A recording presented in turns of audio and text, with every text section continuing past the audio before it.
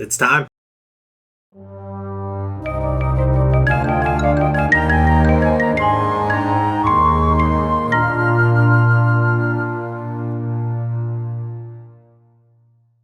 What's going on, everybody, and welcome back to Bourbon of the Week. My name's Chris. I'm going to be your host for the day, and for the first time on this channel, we are drinking George Dickel bourbon. I have not had George Dickel before. I may have had other bottles that are sourced from Dickel, although I wasn't positive about it, but for the first time, we are drinking an actual George Dickel here on Bourbon of the Week. Now, I've already learned a lot about George A. Dickel that I didn't know before. First of all, this is actually produced by a company, it tells you right here on the back, distilled and produced by Cascade Hollow Distilling Company in Tennessee. This is aged for 8 years, obviously, and this comes in at 84% corn, 8% rye, 8% malted barley. Now, during our Bourbon Bomb of the Week, we're going to talk more about George A. Dickel and the process that goes behind making this bottle, but for right now, let's pour this up and let's see how this does on the ranking sheet.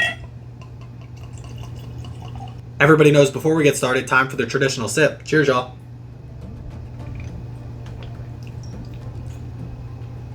You're going to want to stick around for this.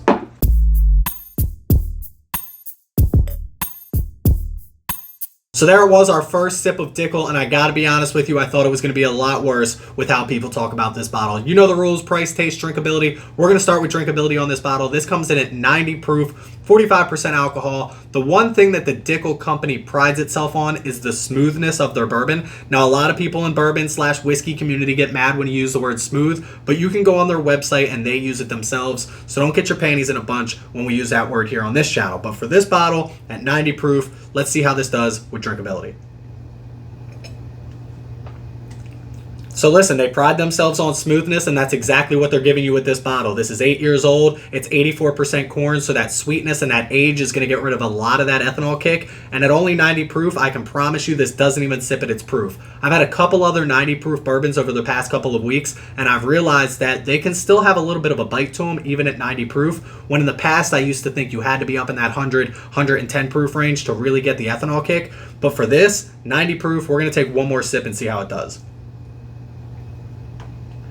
So if you're just getting started in a bourbon, you might want to start out around that 80 to 90 proof range. I don't recommend jumping right in at 100, 110, or barrel strength. That 80 to 90 proof range is a good start. And I gotta be honest with you, this bottle right here has a great drinkability when it comes to a 90 proof bourbon. I think I would blind this under 90 proof. So for this, 8 years old, 90 proof, I'm gonna give this a pretty good score when it comes to drinkability. Let's give it like I'm gonna give it like an 8.97. There's nothing wrong with this when it comes to the drinkability on this bottle.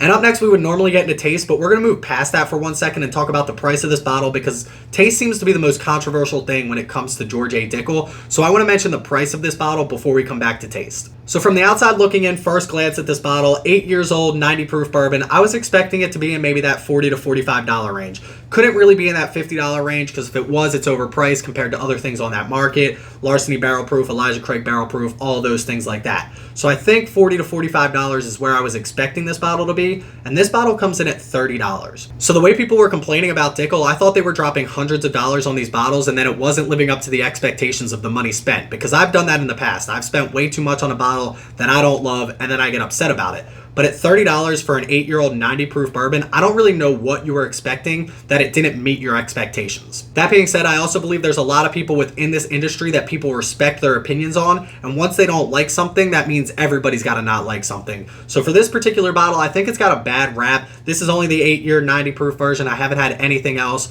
but for $30, I'm going to give this a pretty good score when it comes to price on this. Let's give it like a 9.13. I can't really complain about the price at all. Now, I know what you're thinking, Chris. Let's get back into that flavor profile, get back to reality here, and see what you really think about this bottle. I will say, this is not my favorite when it comes to the flavor profile on this, but that's why I mentioned price first. At $30, I've drank a lot of bourbons that were a lot more expensive that taste a lot worse than this particular bottle right here. You're still getting vanillas. You're getting a very good caramel note on this. You're getting almost a little bit of a cinnamon when it comes to the spice on this, but also a sweetness, like a baking sweetness, like a waffle cone type of sweetness on this. I work with waffle cones a lot in the ice cream industry, and again, those flavors, while they might not all mesh perfectly together, it's not bad at the end of the day. The one thing that's left out on this bottle for me that I thought I would get more more of, due to that Tennessee and that Lincoln County process, was going to be a lot more sugary notes and a lot more of a banana note, but I don't get either of those on this. Again, I do get a sweetness. I get like a baking sweetness on this, but it's not really a sugary sweetness, and there's definitely not a banana note, at least not that I can tell. Keeping that all in mind, again, not being my favorite flavor profile, but again, not being the worst, I'm going to give this a pretty average score when it comes to taste on this and drop it right in that mid to low 7s. Let's give it like a 7.36 when it comes to taste on this. But listen, let's send it over to this week's Bourbon Bomb of the Week and learn a little bit more about George A. Dickel and the company behind this, Cascade Hollow Distilling Co. Let's do this.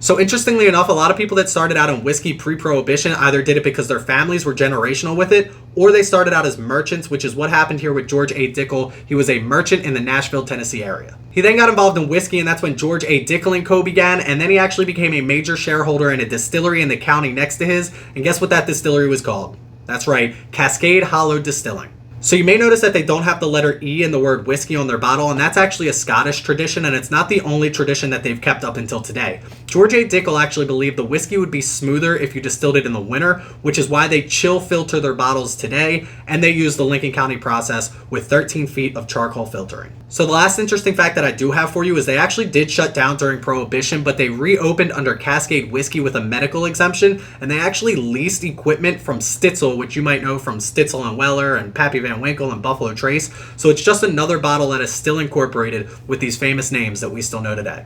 So I had to sit back, and maybe you should sit down before I give you the total on this bottle, but this bottle came in at an 8.486 repeating. We'll call it an 8.49, and I do not understand the hate on this bottle at all. Maybe it's a Dickel thing. Maybe it's because your best friend told you it sucks. Maybe it's because you don't like the flavor profile. But at the end of the day, this bottle at $30 is exactly what I'm expecting from a $30 bottle of bourbon, and it's really not that bad.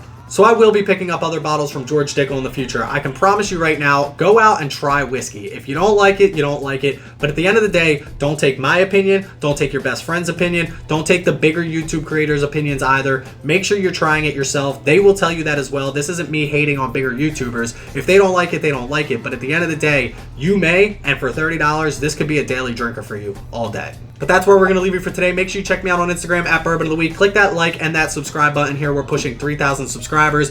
Make sure you join us on Discord 24/7. Link in the description below. And if you want to help the channel out financially and get some cool perks, check out our Patreon page. That link in the description below as well. Please don't drink and drive. Always drink responsibly and stay healthy, stay happy, stay drinking. Cheers, y'all. Not bad.